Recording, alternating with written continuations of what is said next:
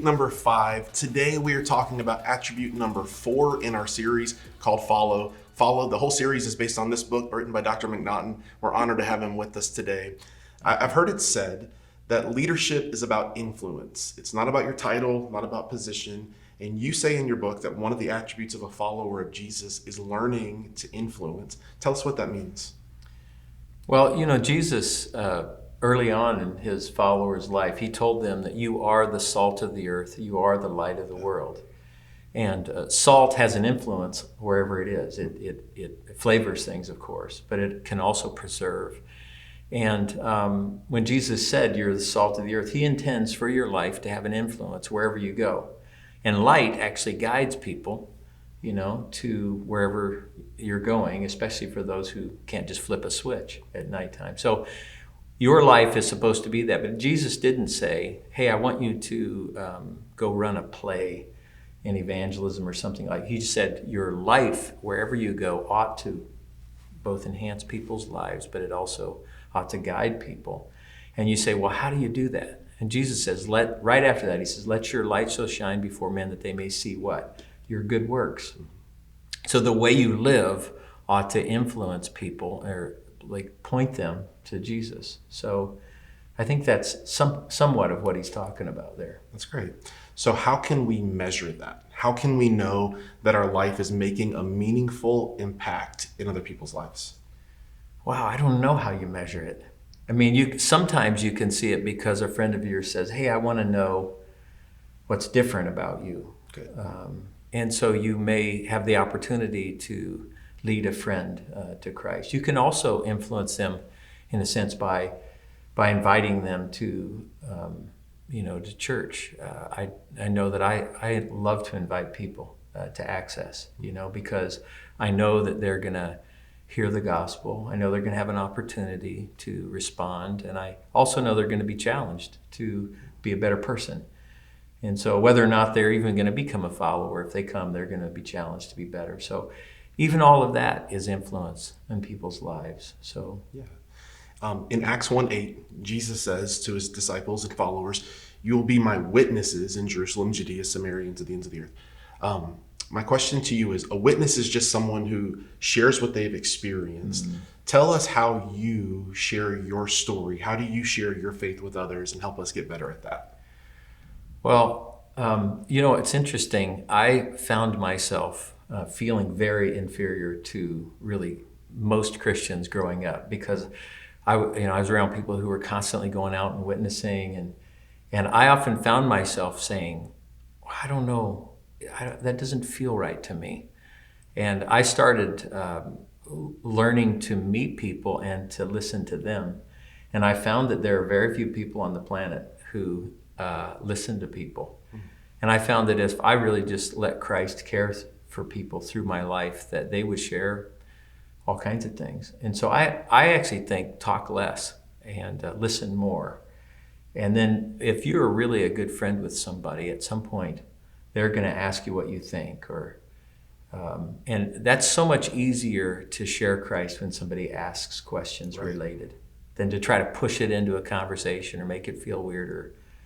I'm not saying you should never say stuff, but I'm saying that for me, it's more like that. And then this is a really big thing to me, and that is that to not hide my regular Christian life from people who aren't yet followers of Christ. Like if I'm going through something, I like to tell them the truth. I also try not to be super Christian, like I don't have any problems. And that tends to attract people also to the Lord. Yeah, that's great. People connect with your vulnerability. Yeah. For sure. So one of the most popular phrases in leadership circles is people don't care how much you know until they know how much you care. It's a big deal. People need to know you care about them. What are some characteristics of a good friend that will make sharing your faith a lot easier?